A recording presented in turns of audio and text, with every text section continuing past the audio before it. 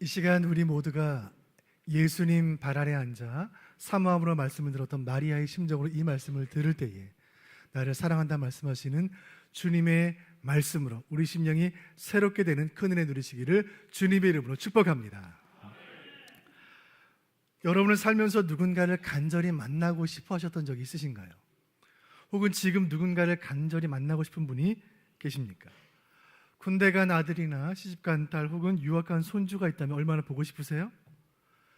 명절이 가까워지면 고향 친지들도 만나고 싶고, 바쁘게 살다 보면 문득 어린 시절 함께 했던 오래 친구들도 만나고 싶은 것입니다. 연애 시절 기억나십니까? 얼마나 보고 싶으셨어요? 같이 있어도 보고 싶고 눈을 감아도 생각이 나는 것입니다. 그 사랑하는 사람과 밤늦게 데이트하다가 헤어지기 싫어서 결혼하신 건 아닙니까? 지난주에 서울 상암 월드컵 경기장에서 한 가수의 콘서트가 있었다고 합니다. 이 시대 최고의 트로트 영웅 임땡땡. 콘서트 관객 인원이 10만 명이에요. 10만 명. 입장하지 못한 대기 인원이 수만 명. 한국 교회가 다 똘똘 뭉쳐 부활절 연합 예배를 드려도 상암 경기장 채우기가 너무너무 힘든데 가수 한 명 보려고 10만 명이 꽉 찬 것입니다. 그 가수를 온 나라 여인들이 얼마나 만나고 싶어 하는지. 이제는 수십 년이 지났지만 잊을 수 없는 프로그램이 있습니다. KBS 특별 생방송 이산가족을 쳤습니다. 종전 30주년을 기념하여 KBS가 기획한 이 방송에서 전쟁으로 헤어져 이산가족이 되어 수십 년 살던 가족들이 다시 만나 서로 끌어안고 울부짖던 장면을 잊을 수가 없는 거예요. 지난 2020년 2월 6일에 MBC 휴먼 다큐멘터리가 방영이 되었는데 그 내용이 이렇습니다. 7살 난 딴 아이를 키우던 한 엄마의 이야기였습니다. 어느 날 아이가 아프다고 해서 감기인 줄 알았는데 혈액암이었어요. 한 달 만에 세상을 떠났습니다. 어린 딸을 갑작스럽게 보낸 어머니의 슬픔은 차라리 고통에 가까웠어요. 얼마나 보고 싶었을까요?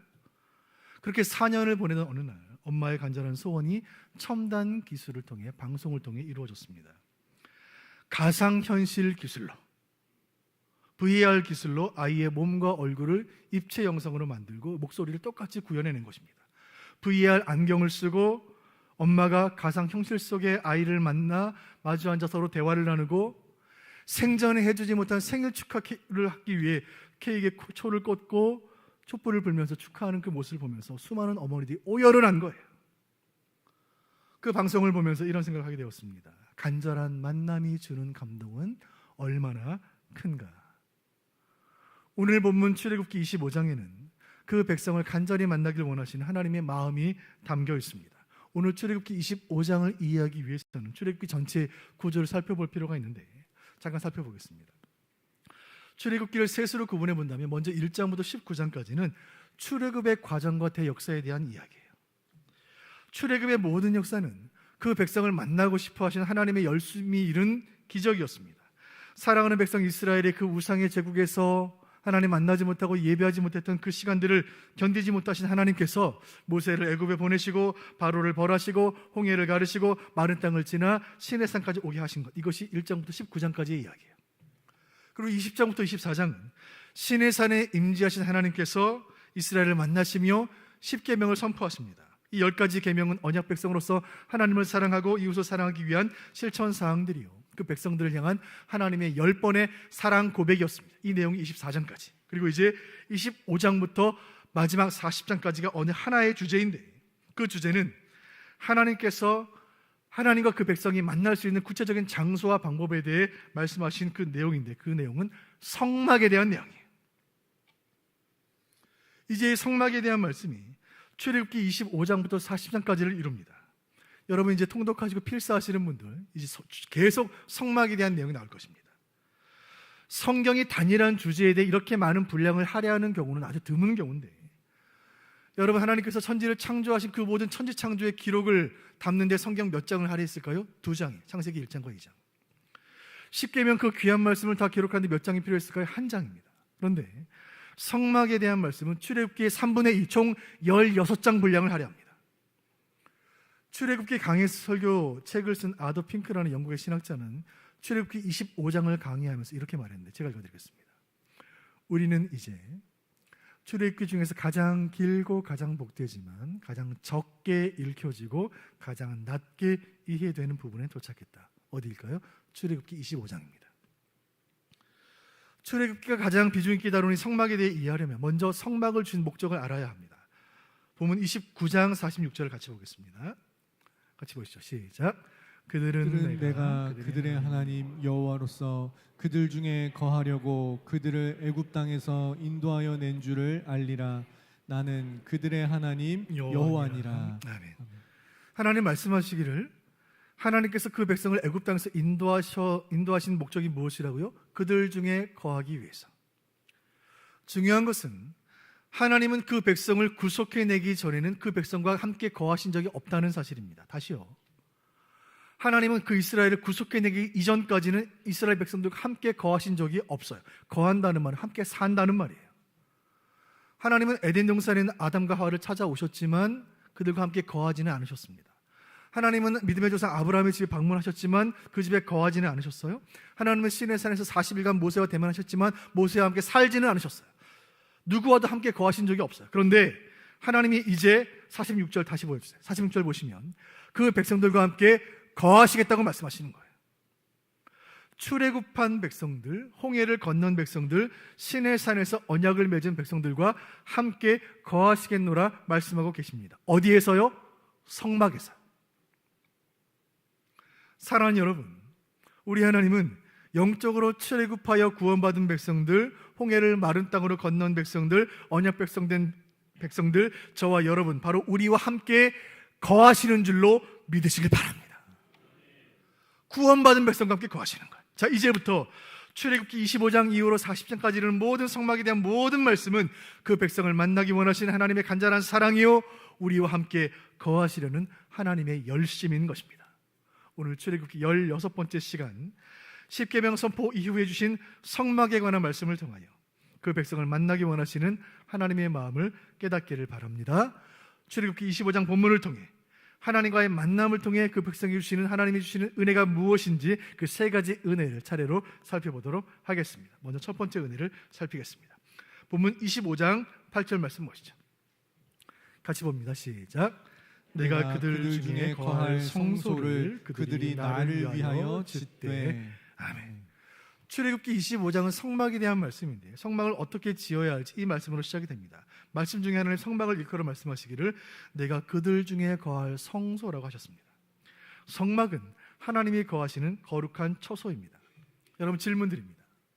하나님은 어디 계십니까? 하나님은 어디 계시죠? 하나님은 하늘에 계시죠.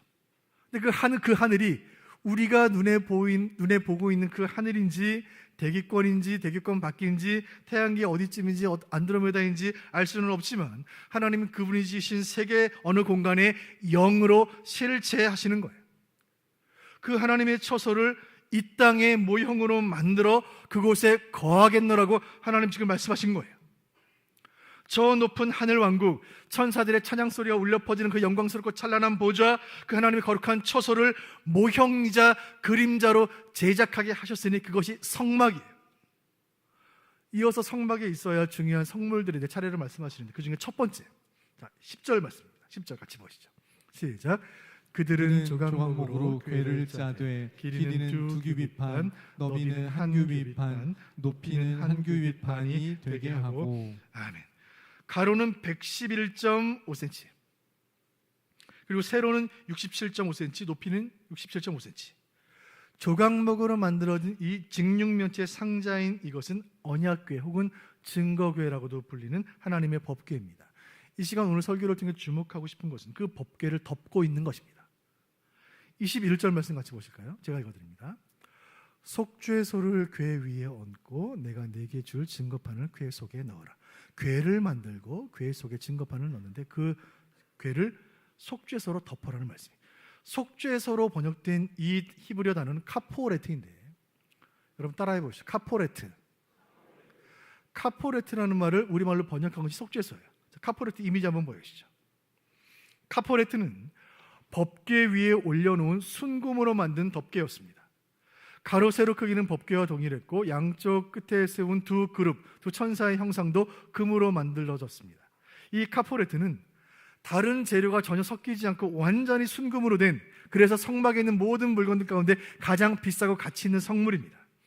히브리어 카포레트라는 말은 죄를 덮는다라는 뜻입니다. 그래서 한자어로 속죄소라고도 부르고 은혜가 베풀어지는 장소라는 뜻으로 시은좌, 시은소라고도 불립니다. 영어로 mercy seat, 자비의 장소. 두 그룹이 서로 날개를 마주하여 가리고 있고 그룹들의 얼굴이 내려다보고 있는 그곳, 법궤 위, 카포레트, 은혜와 자비의 장소, 그 속죄소가 하나님이 좌정하시는 장소예요. 거기서 하나님 그 백성을 만나시는 거예요. 여기서 중요한 신학적 질문이 있습니다. 여러분, 하나님을 만나기를 원하시죠? 그런데 우리가 하나님을 만날 수 있습니까? 과연 우리가 하나님 만날 수 있습니까? 오늘 말씀 중에 하나님의 처소를 말씀하시기를 성소, 즉 거룩한 장소라고 하나님 말씀하셨습니다. 그것은 죄를 가진 인간들은 들어올 수 없는, 죄인은 들어올 수 없는 구별된 하나님의 처소예요. 그 하나님 계신 거룩한 장소에 우리가 들어갈 수 있습니까? 아무리 복도에서 뛰어노는 개구장이 초등학생이라 할지라도 교장실 앞 복도에서는 뛰지 않아요. 아무리 자기 주장이 강한 MZ세대 젊은 청년이라 할지라도 이등병이 되면, 훈련병이 되면 연대장실 앞을 함부로 지나지 못하는 거예요. 여러분, 하늘 보좌에 계시는 지존하신 하나님의 처소에 죄인된 우리가 들어갈 수 있습니까? 불가능해요. 하나님과 우리 사이에 존재하는 죄의 장벽으로 인해 우리는 결코 하나님께 나아갈 수 없어요. 그 치명적인 죄의 장벽은 우리가 절대 허물 수가 없습니다. 허물기는커녕 날마다 그 죄의 장벽을 더 높이 쌓고 있지는 않습니까? 날 때부터 죄인이었고 지금도 죄인이고 앞으로도 죄와 더불어 살아갈 수밖에 없는 우리가 하나님을 만날 수 있는 방법은 무엇이에요? 하나님과 우리 사이를 가로막는 죄의 문제를 해결할 수 있는 유일한 방법은 하나님께서 은혜와 자비를 베푸시는 것인 줄로 믿습니다. 여러분, 은혜란 무엇입니까? 받을 자격이 없는 우리에게 하나님 베푸시는 호의예요. 자비란 무엇입니까? 당연히 받아야 할 형벌을 받지 않게 하시는 거예요. 여러분, 마땅히 죄로 인해 형벌과 저주를 받아야 할 우리가 그 형벌과 저주를 받지 않는 것이 자비예요.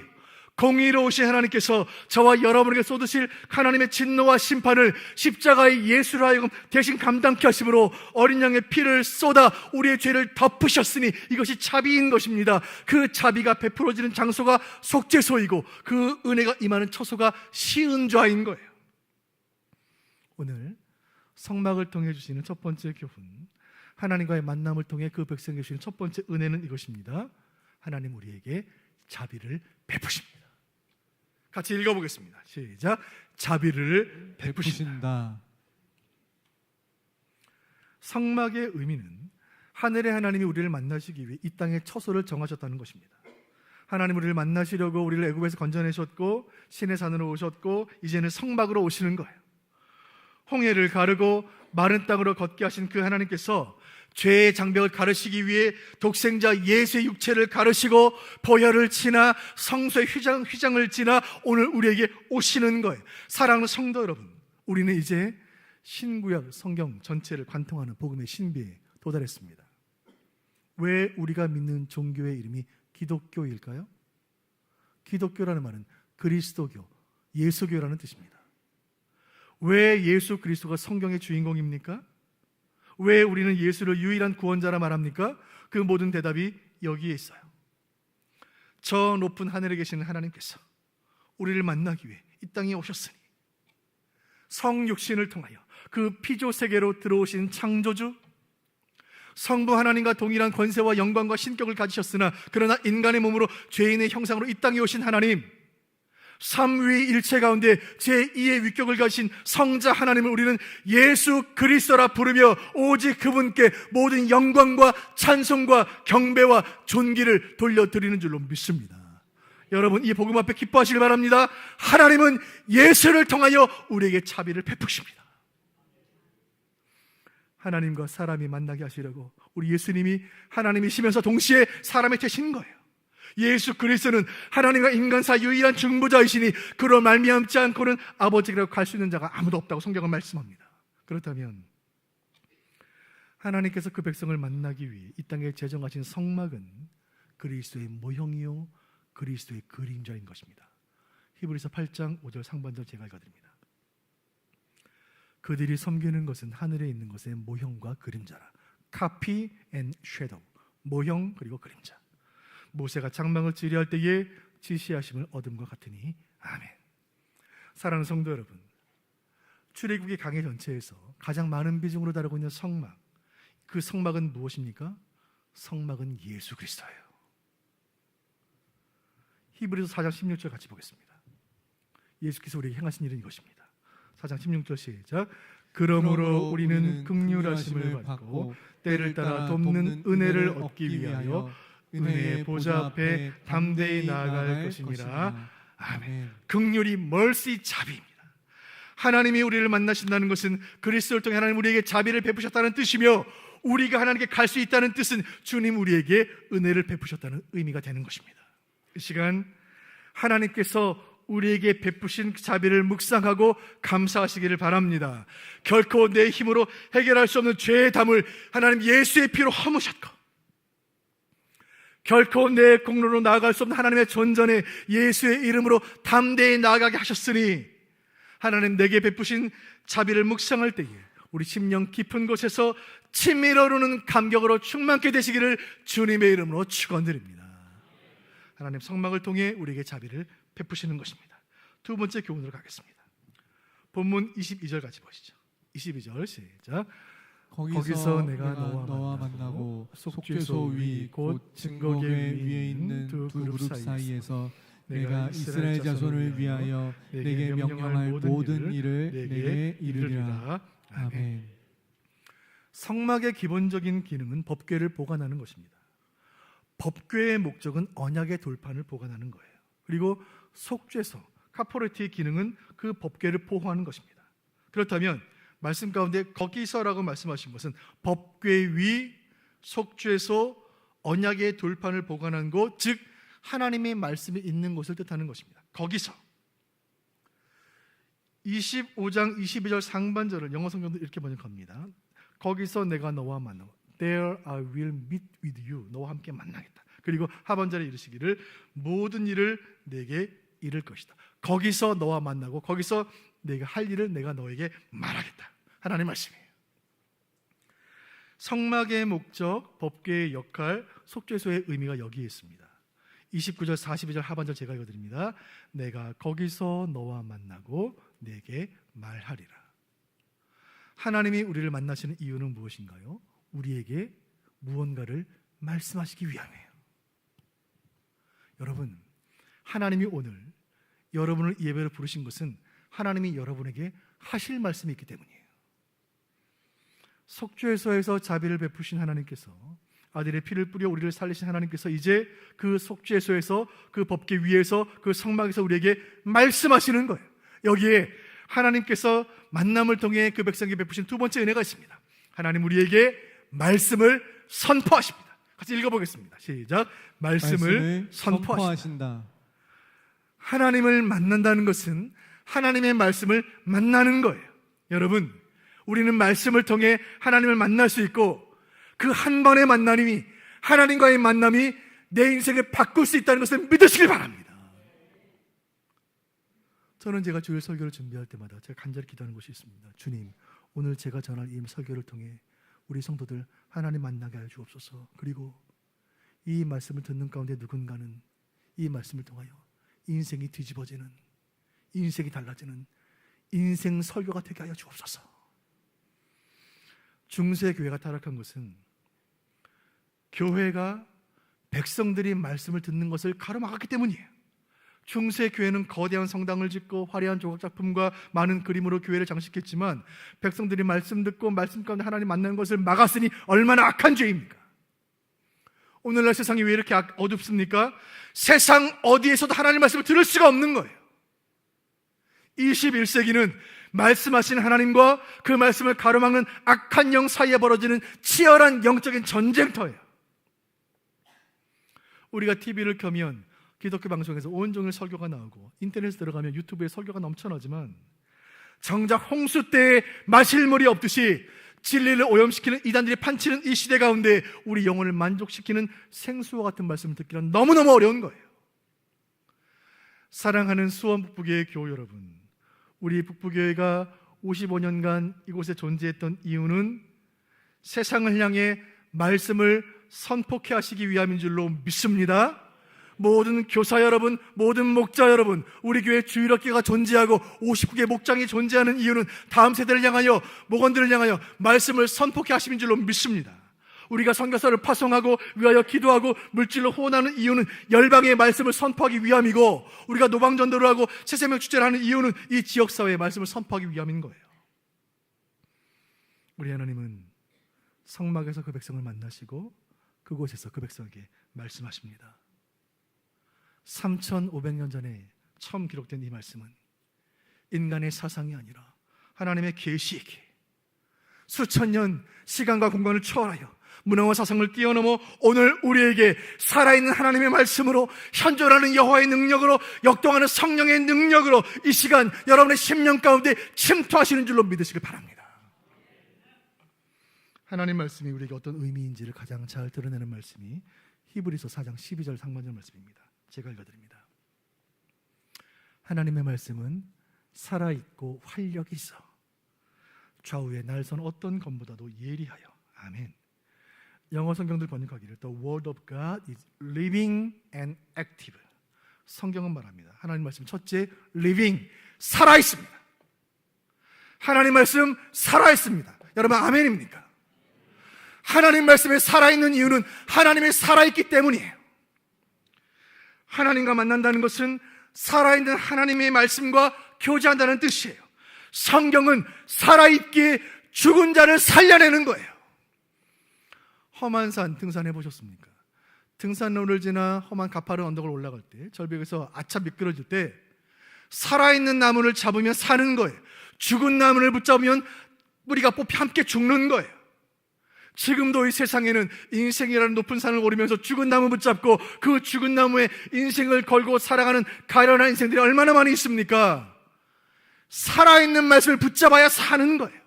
살아있는 교회는 반드시 성장하며 살아있는 교회는 계속 성숙해가는 거예요.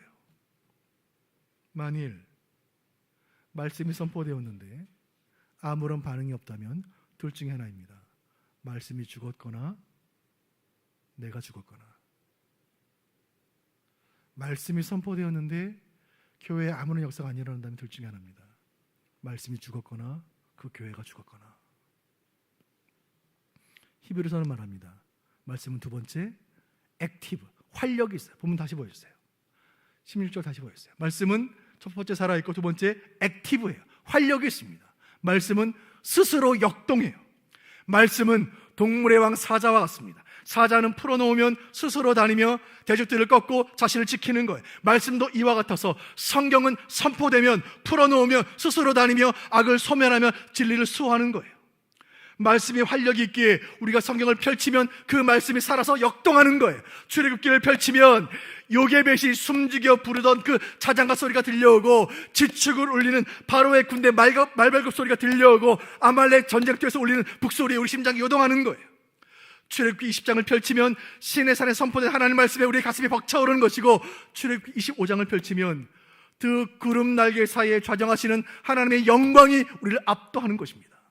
하나님 이 시간 주일 강단을 통해 그 살았고 활력 있는 말씀을 우리에게 말씀하십니다. 내가 너를 사랑하노라. 내가 너와 함께하노라. 내가 너를 용서하노라. 내가 너를 사용하리라. 그 말씀이 나를 살리고, 이 말씀이 시대를 살리고, 이 말씀이 이 땅과 이 민족을 살리는 줄로 믿으시길 바랍니다. 성막을 통해 주시는 세 번째 교훈으로 가겠습니다. 본문 29장 43절 같이 보겠습니다. 시작. 내가 거기서 이스라엘 자손을 만나리니 내 영광으로 말미암아 회막이 거룩하게 될지라. 아멘. 출애굽기를 읽어보면 25장 이후를 읽어보면 하나님 성막을 만들라 지시하실 때에 철저하게 하나님이 명하신 재료로 그 방법대로 만들 것을 말씀하고 계세요. 그리고 25장을 읽어보면 성막의 재료들을 상세히 설명하시는데 공통적으로 들어가는 재료가 있습니다. 25장 17절을 보시면 순금으로 속죄소를 만들라 하셨고, 24절에는 순금으로 테를 두르라 하셨고, 31절에는 순금으로 등잔대를 만들라 하셨고, 39절에는 모든 기구를 순금으로 만들라 말씀하셨습니다. 특별히 속죄소는 금 외에는 어떤 재료도 사용되지 못하게 하셨습니다. 그 자체가 묵직한 금덩어리예요. 무엇을 말합니까? 법궤를 덮고 있는 그 속죄소는 하나님의 찬란한 영광을 드러내는 것입니다. 성막의 모든 기구들을 순금으로 만들라 하신 것은 성막이 하나님의 영광의 처소라는 의미이고, 성막은 그 영광스러운 하나님 앞에 그 백성들이 나아가 예배드리는 영광스러운 예배의 처소라는 의미예요. 여러분, 성막은 예배의 장소예요. 예배란 무엇입니까? 예배는 하늘 보좌에 계시는 하나님을 만나는 감격과 나를 위해 피 흘리신 예수 그리스도를 만나는 감동과 내 마음을 감동시켜 하나님 앞에 무릎 꿇게 하시는 성령의 역사를 체험하는 시간, 그 시간이 예배인 것입니다. 예배는 낙심은 떠나가고 소망이 샘솟고 불안은 사라지고 평강이 임하고 분노는 잦아들고 사랑이 싹트는 기적을 경험하는 시간이 바로 예배의 시간인 거예요. 가장 놀라운 사실은 우리의 예배를 통해 하나님의 영광을 받으신다는 것입니다. 여기에 하나님과 그 백성이 만나는 만남을 통해 주님 우리에게 베푸시는 세 번째 은혜가 있습니다. 하나님은 그 백성과의 만남을 통해 영광을 받으십니다. 읽어보겠습니다. 시작. 영광을 받으신다. 역대상 16장 29절을 제가 읽어드릴게요. 여호와의 이름에 합당한 영광을 그에게 돌릴지어다. 제문을 들고 그 앞에 들어갈지어다. 아름답고 거룩한 것으로 여호와께 경배할지어다. 아멘. 하나님 말씀에 이르기를 그 이름에 합당한 영광을 하나님께 돌리라 말씀하십니다. 저와 여러분이 하나님의 백성이라면 우리가 해야 할 일은 하나님의 이름에 합당한 영광을 돌리는 것입니다. 하나님 우리를 창조하신 목적은 하나님을 찬송케 하기 위함이요 하나님께 영광을 돌리게 하기 위함이기 때문입니다. 그런데 문제가 있어요. 아담의 범죄 이후로 전적으로 타락한 인간은 선을 행할 능력이 없기에 하나님께 영광을 돌릴 수가 없어요. 그래서 하나님 우리에게 자비를 베푸시는 것이고, 그래서 하나님 우리에게 말씀으로 찾아오시는 것이고, 그래서 예수님 성육신 하신 것이고, 그래서 우리가 하나님을 만날 수 있도록, 하나님께 영광 돌릴 수 있도록 아들의 피로 휘장을 찢어 길을 만들어 놓으신 거예요. 그렇게 우리가 하나님을 만나 하나님 앞에 나아가 하나님을 예비하면 하나님께서 영광을 받으세요. 사랑하는 성도 여러분, 지금 이 시간 하나님의 은혜로 하나님의 보좌 앞에 서 있는 예배자들이여, 이 한 가지 사실로 인하여 전율하시길 바랍니다. 하나님이 우리의 예배를 통하여 영광을 받으십니다. 온 우주의 창조주께서 우리의 찬송을 통해 영광을 받으시는 거예요.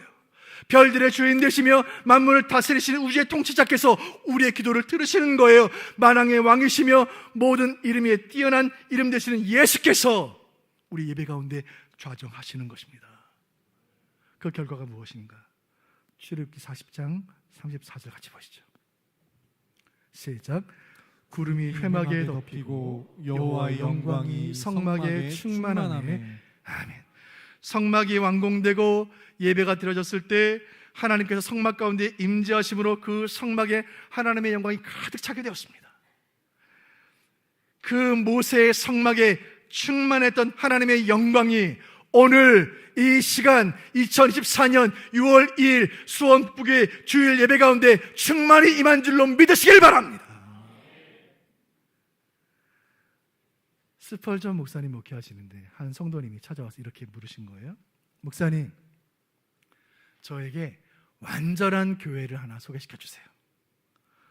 완전한 교회를 소개시켜 주세요. 저 이 교회 못 다니겠어요. 완전한 교회 소개시켜 주시면 그 교회 옮겨가지고 그 교회 성도가 되고 싶습니다. 아마 그 성도는 여러 교회를 다니며 이런저런 일로 상처를 받고 낙심된 성도였던 것 같습니다. 그때 스펄전 목사님이 그 성도께 말씀하시기를, 만약 당신이 그런 완전한 교회를 발견하시거든 그 교회 성도가 되지 마세요.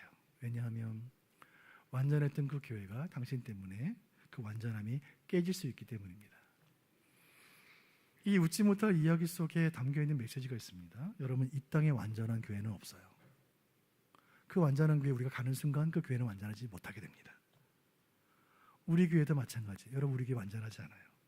그러나 교회는 불완전하고 교회는 연약해도 교회가 하나님을 예배하고 하나님의 영광이 교회 가운데 임하기 때문에 교회는 영광스러운 것입니다. 교회는 영광스러운 거예요.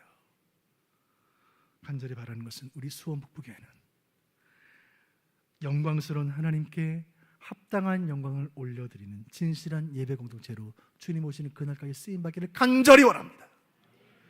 우리 모두는, 이 말씀들은 우리 모두는 이 땅 살면서 어떤 상황 속에서도 하나님을 예배하기를 원하고, 먹든지 마시든지 무엇을 하든지 하나님께 영광 돌려드리는 그런 삶을 살다가 언젠가 주님 부르시는 그날에 할렐루야 찬송 부르며 영광스러운 주의 나라 사랑하는 아버지 품에 안기는 저와 여러분 되시기를 주님의 이름으로 축원드립니다. 성경에 등장하는 수많은 선지자들 가운데 가장 불행했고 불운했던 선지자 한 명을 꼽으라면 그는 단연 에스겔입니다. 에스겔이 살았던 시대는 참 어려운 시대였는데 조국이 멸망했고 그 조국이 이방으로 포로로 끌려가 바벨론에 의해 압제를 당했던 시대였기 때문입니다. 더욱이 신앙인으로서 너무나 고통스러운 사실은 성전이 파괴됐다는 것이에요. 하나님이 임재하시는 처소가 파괴된 거예요.